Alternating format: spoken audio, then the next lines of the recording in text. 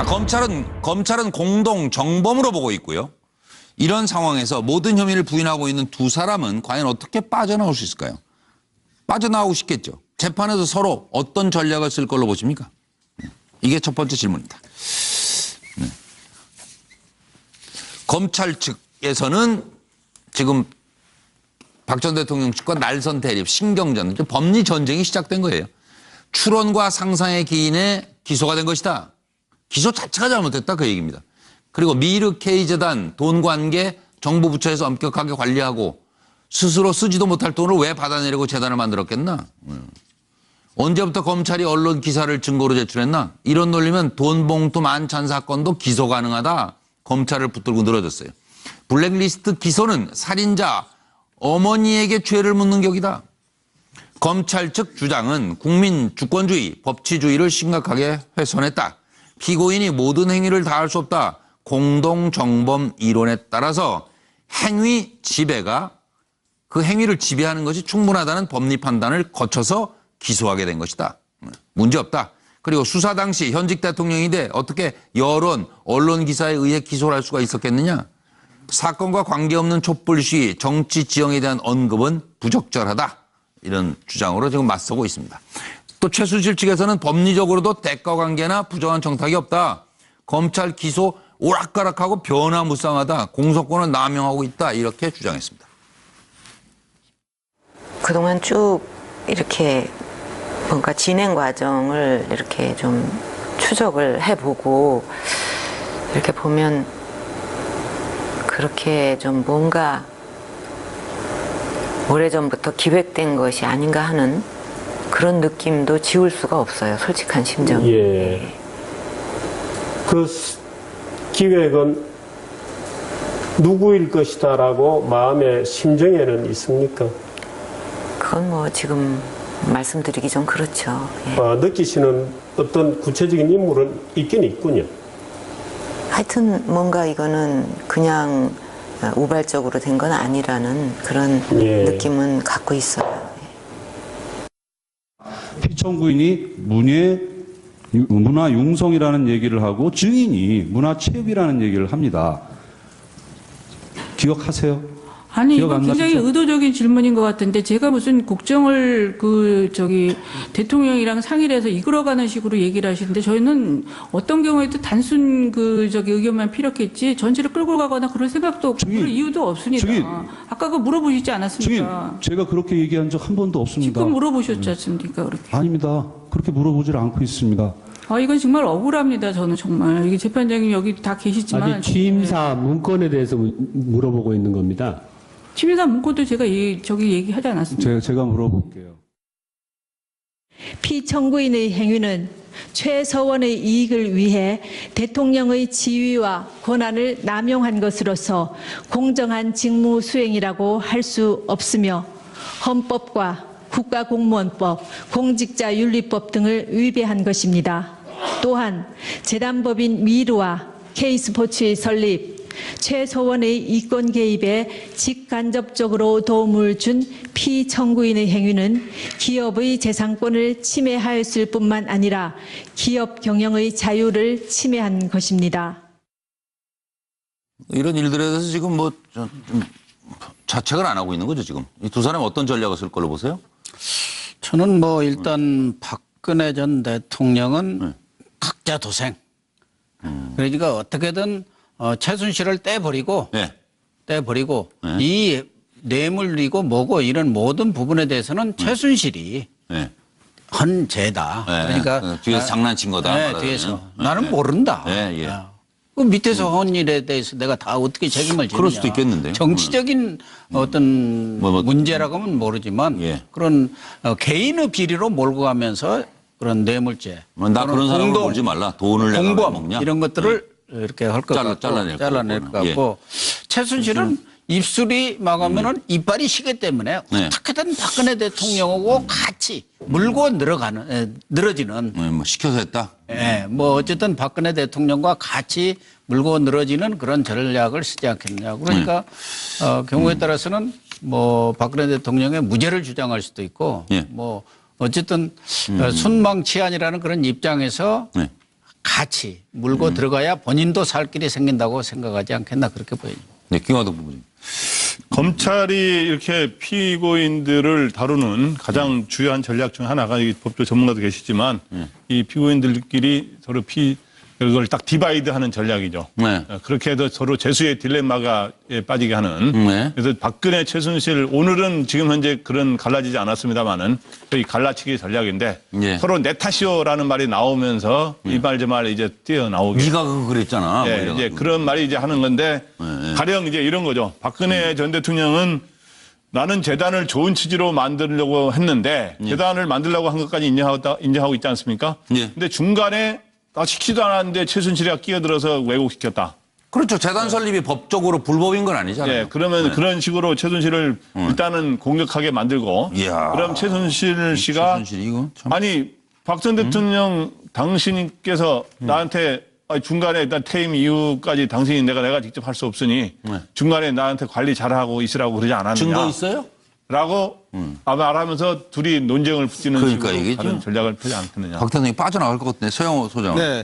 제가 볼 때 검찰은 핵심적으로는 다른 죄보다도 뭐 그 직무유기라던가 그다음에 직권남용 이런 거보다 뇌물죄 입증이 가장 중요한 핵심적인 상황입니다. 어려울 것 같아요. 예, 따라서 두 사람 공동에게는 경제적 이익을 공유한 공동 지갑. 네. 예를 들면 청와대 대통령 의상비를 대신 최순실 대납했다던가 아니면 관저에 인테리어를 해줬다던가 그리고 삼성동 집 계약하고 매매하고 예, 예. 선거 달성 보궐선거부터 선거비를 지원한 것. 즉 두 사람은 공동 지갑이다. 경제적 이익을 공유하는 사이다라는 거를 공통으로 밝히고 뇌물죄가 성립하려면 하나는 대가와 부정한 청탁이 있어야 되는데 예. 대가의 부분에 부정한 청탁 부분에서는 삼성의 경영승계라던가 재벌 대기업 오너들의 그 사면 이런 것들을 박근혜 대통령이 그 부정한 청탁 받았다라는 걸 집중적으로 해나가고 그리고 최순실에게는 그 대가로 K스포츠 미르재단에게 대기업이 출연했다던가 삼성이 정밀하게 말 사주고 승마를 지원했다던가 이렇게 따로따로 대가와 부정청탁을 따로따로 하고 경제적 이익을 공유한 공동지갑이라는 것을 공동으로 맞춰내면 결국은 뇌물죄가 떨어지기 때문에 이런 전략을 쓰지 않을까 생각이 듭니다. 아, 법률 얘기로 가니까 어렵네요. 네. 아니, 박지원 변호사는 예를 들어서 대통령 변호하라고 맡으라고 그러면 맡겠어요? 안 맞죠? 안 맡아요?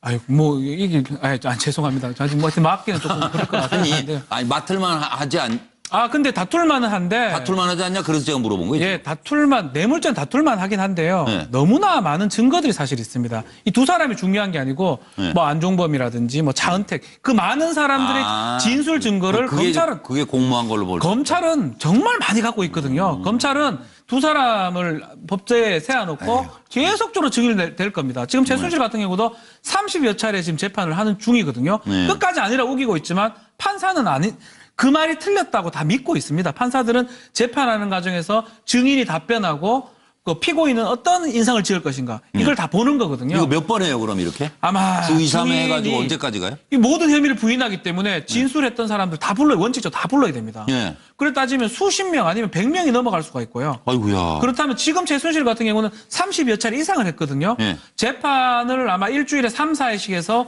몇 달, 많게는 넉 달, 5달 정도 한다면 글쎄요. 처음에는 잘 견딜 수가 있지만 이 언젠가는 무너질 수밖에 없는 상황이고 무너지겠네요. 어떤 증인이 나오냐에 따라서 최순실하고 야. 박근혜 대통령의 인상이 달라지면서 아니. 그런 경우가 생길 수 그럼 있습니다. 처분대로 하세요. 그래, 네. 그래. 다 인정할게요. 그러면은 뇌물 이렇게 이거 얼마예요 도대체 아까 500억. 500억이죠. 그 형량이 어떻게 돼요? 뇌물죄 같은 경우 지금 무기징역도 가능한 상황이거든요. 무기징역까지는 안 가겠지만 형 자체가 상당히 높습니다. 뇌물죄. 간단치 않네요. 특가법이 적용이 되기 때문에 그렇기 때문에 부인을 해야 되고 그건 다만 두 사람이 법정에 섰을 때 증거들이 사실은 너무나 많이 있기 때문에 네.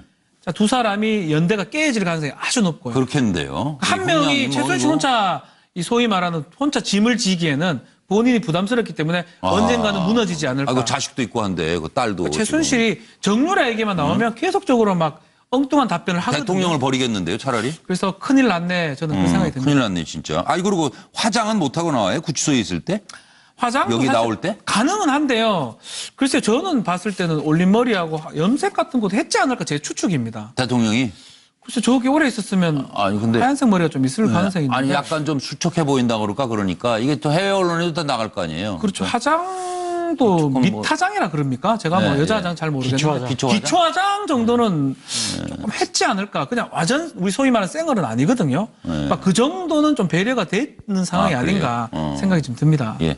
차 교수님 오래 기다리셨습니다. 예, 저는 뭐 박근혜 전 대통령 같은 경우는 어쨌든 간에 마이웨이 아마 처음부터 끝까지 모든 혐의를 부인하면서 어떠한 뭐 불리한 증언 놓은다 하더라도 딱 잡아떼면서 처음부터 끝까지 자신은 간냐 해제도 안 했고 모르고 난 받은 적도 없다고 마이웨이를 알면 일관되게 갈 겁니다. 재판을 주 2, 3회 수십 번 해도 제가 보기에 제 생각에 꿈쩍도 안 할 것 같아요. 꿈쩍도 안 할 것 같습니다. 예, 그렇기 때문에 본인 입장에서는 어차피 본인이 조금이라도 인정하게 되면 자신의 모든 것이 무너질 수밖에 없는 거 아닙니까? 그렇기 때문에 절대 자기는 뭐 자고 면하지 않고 끝까지 한 길로 갈 것 같고요. 여기에 비해서 최순실 씨는 제가 영어로 it depends라고 썼는데 그 영어 뭐 우리말로 하면 상황에 따라서 달라질 수 있다. 이 상황 보고 자기한테 유리한 쪽으로 아마 이래서 표변하면서 갈 가능성이 높다. 뭐 저는 그렇게 봅니다. 네, 그리고 요거 하나 저 변호사님. 네. 유영하 측에서 돈봉투 만찬 거론했죠. 네. 이게 오늘 재판하면서 이제 어찌 보면 오늘이 이쪽에선 검찰 쪽에서는 정치법정 아니다. 그렇죠. 이렇게 얘기했고. 오늘 돈봉투 만찬 특히 이원석 부장 검사하고 그러니까 한웅재 부장 검사가 붙었어요. 검찰석에서 앉아 있었습니다. 앉아 있으니까 바로 지칭을 하면서 이 돈봉투 만찬의 당사자가 지금 와가지고 이 사람들은 술해자가 될 수가 있는데 이 사람들한테 우리가 기소가 돼가지고 재판받는 거는 문제가 있지 않느냐 하면서 오늘 같은 경우는 변론을 시작했기 때문에 혐의를 인정하고 모두 진술한다고 생각하면 됩니다. 그렇죠. 주의를 환기시키는 아마 기선제압을 좀 하게 던진 말 같아요.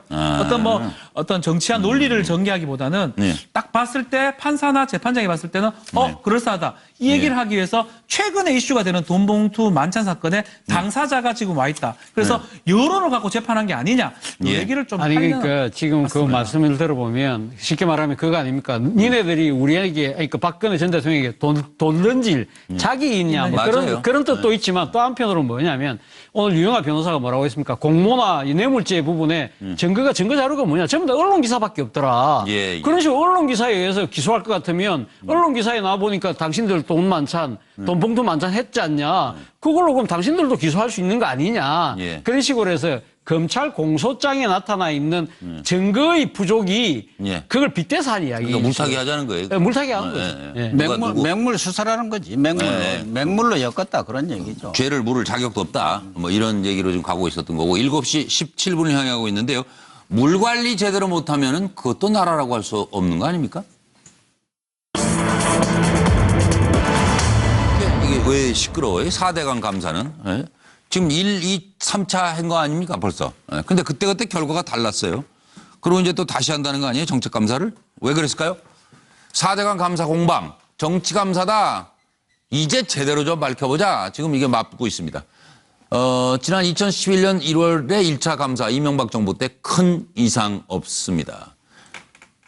박 전 대통령 인수위 시기인 2013년 1월에 2차 감사. 수질 관리에 좀 문제점은 있네요.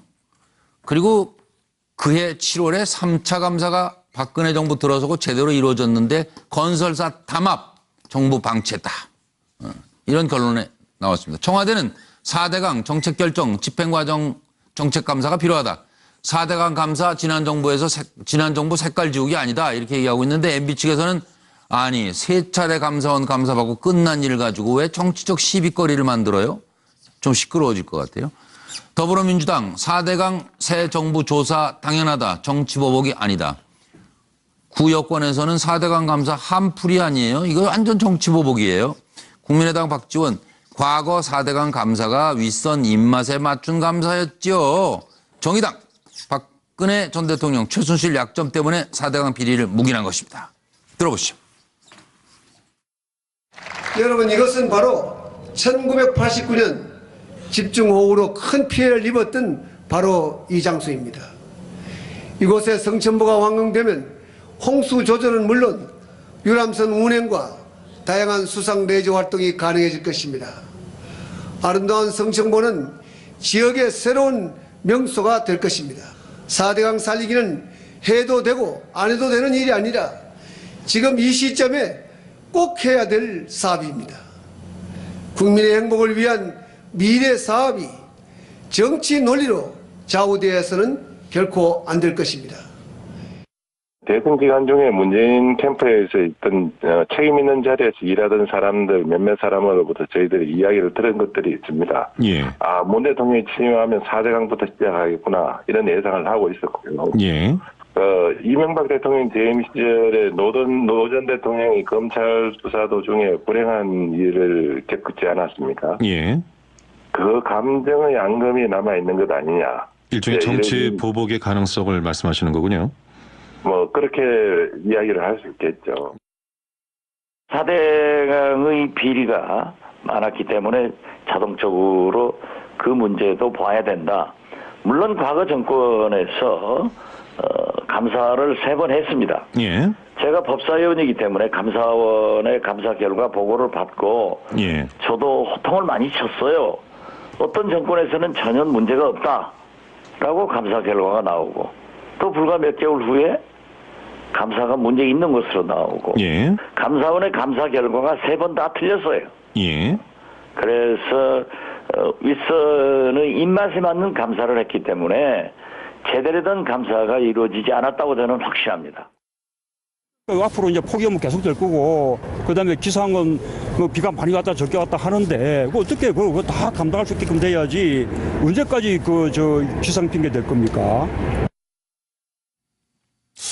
이 문제를 서영호 소장은 어떻게 보세요? 네. 네. 저는 뭐 이건 그냥 간단히만 짚어주세요. 예, 이명박 정부 시절에 한 거는 본인 감사니까 셀프 감사 네. 당연히 문제 없다는 거고요. 두 번은 박근혜 대통령 시절 감사인데 아마 MB 청산에 대한 카드로서 예. 첫 번째 박근혜 정부 시절에 했던 것은 간보기 감사 어느 정도까지 MB를 청산할 수 있을까 하고 두 번째 했던 거는 건설사 담합이라고 하는 구조적 문제를 꺼내면서 자락을 깔았다. 예, MB 청산을 위한 언제든지 네. 분리할 때 선거 앞두고 MB를 청산하면서 정치적 탈출구를 모색하기 위한 걸로 정치적인 감사를 하지 않았나 생각이 듭니다. 네, 김광석 군장. 진짜 정권에 따라서 똑같은 감사 주체는 똑같은데 정권에 따라서 결론이 조금씩 달라져 와요. 1차, 2차. 1차는 MB정부 때니까 문제 없다. 2차는 MB정부 때긴 하지만 새 대통령이 뽑힌 때입니다. 인수위 시절이니까. 인수위 시절이니까 뭐 잘된 것도 있는데 문제가 총체 굉장히 불실이 많다.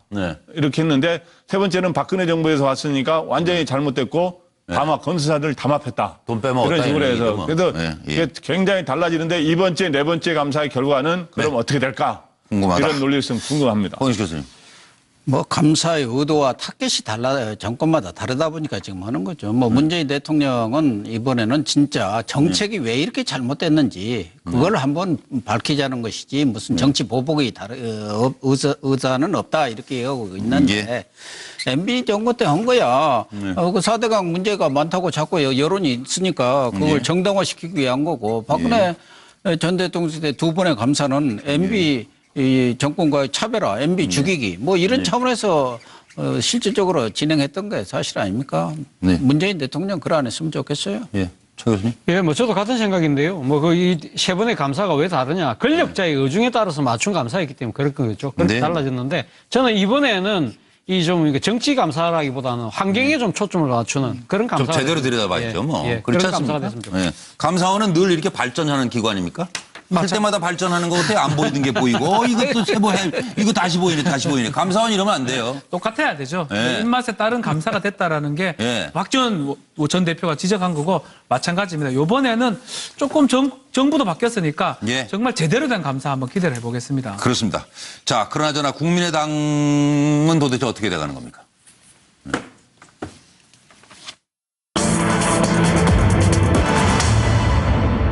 아니 뭐 여당 제대로 견제 감시하려면 야당도 건강해야 된다는 얘기인데 호남 지지율이 5%로 폭락하고 나니까 원로 현역이 비대위원장 자리 놓고 뭐 이제 뭐 그냥 부끄러움도 없이 막 들이대고 한바탕 하시는 것 같아요. 자, 원로와 현역 공방 왜들 이러시는지 속내를 좀 들여다봐 주십시오. 합의점을 찾지 못한 비대위원장의 돌파구 못 찾는 지지율입니다. 원로 고문단은 바른정당과 합당하면 탈당하겠다. 그리고 비대위원장에 정대철 추대해라. 안철수계에서는 그럼 안철수 의원이 정계 복귀가 어려워지는데요. 호남계에서는 동교동계색을 빼야 정치적 입지가 넓어지는데요. 이렇게 반박하고 있고. 주승용 원내대표 바른정당과의 통합론 언급하니까 호남계 안철수계 현역 의원들은 외부 인사 영입이 어려우니까 주승용 전 원내대표 그냥 대표 추대합시다. 그래 고문단에서는 아니 무슨 당 지지율 한 자릿수에 호남 지지율 5% 우리 탈당하면 당 정통성이 흔들릴 걸 우리 말 들어요. 이렇게 지금 계속 다투고 계시네요. 들어보시죠. 전임 지도부가 무거운 책임감으로 총사퇴를 결단한 상황에서 당원 당규에 따라 중앙위원회에서 비상대책위원장을 인준해야 하지만 아직 새로운 중앙위원회가 구성되지 않았습니다. 오늘 당무위에서 중앙위원회 구성의 건과 함께 비상대책위 구성에 대한 지혜를 모으고자 합니다. 우리는 내부적으로 성찰과 혁신을 진행하면서 동시에 변화를 향한 국민의 열망에 화답하기 위해 유능한 야당, 강인한 야당으로 전진해야 합니다. 여러분들이 언론 보도를 통해서 접하면서 관심을 보여왔던 정대철 고문님의 공동비대위원장 선임 문제에 대해서도 보고가 있었고 논의가 있었지만 그 문제에 대해서는 결론을 내리지 않고 원내대표가 비대위원장으로서 출천할지 여부에 대해서 조금 더 의원님들의 의견을 수렴하는 걸로 결정을 했습니다. 의원들도 괴롭겠어요? 어쨌든 뭐 워낙 이번에 국민의당이 호남에 대선에서 진 것도 진 거지만 호남에서 참패를 한 데다가 지금 지지율이 일부에서는 정의당보다는 이렇게 낮게 맞습니다. 나오는 이런 상황에서 과연 국민의당의 진로 설정을 어떻게 할 건가. 그렇기 때문에 원로 고문들 이분들은 원뿌리인 원뿌리인 더 민주당과의 연대나 합당하는 것이 장기적으로 보면은 바람직한 거 아닌가 하는 것 같고 지금 현역 의원들은 무슨 소리냐. 그렇게 되면 거기 가서 완전히 흡수돼 가지고 더 부살이야 하는데 그러면은 호남 정치는 어떻게 되는 거냐. 이거 싸움이. 오히려 바른정당이라든가 이런 정당과 합당을 통해서 몸집을 키워가지고 제3정당으로서 위치를 확고히 해야지. 과거처럼 다시 거대 양당으로 돌아간다면은 옛날 정치로 다시 돌아가는 거 아니냐. 그건 있을 수 없다. 뭐 이런 싸움인 것 같습니다. 차정 교수님, 싸움 어떻게 끝날까요? 저는 뭐 이 고문단은 이렇게 생각하면 친정이 개쌌다고 그러네. 돌아가자. 이제 싸움 끝났다. 그런데 이 지금 그 다른 현역 의원들은 5년만 참아요. 우리도 개 타요. 우리가 5년 동안만 제대로 버티내면 우리도 집권 가능성이 있다. 그 부분이 그러니까 집권 가능성을 바라보면 그때 개 타면 다 우리 돈이에요. 그렇죠. 그러니까 그 차이를 가능하다는 쪽과 불가능하다는 쪽 그런 의견이 나눠지기 때문에 바로 이건 진통이 있는 것 같습니다. 박지원 변호사님. 네, 일단은 뭐 주승용 지금 의원이 좀 고사하는 바람에 약간은 정대철 고문 쪽으로 가는 게 아닌가. 결국은 민주당 쪽, 원로들은 민주당 쪽으로 생각하고 있고 현역 의원들은 바른정당 쪽으로 생각을 한다면 또 뭐 갈라지면 되는 거 아니에요? 그 갈라지진 않겠지만 그런 분위기가 좀 있어 보입니다. 박주선 부의장 쪽으로 대충 가는 분위기가 어디로요? 박주선 부의장 비대위원장.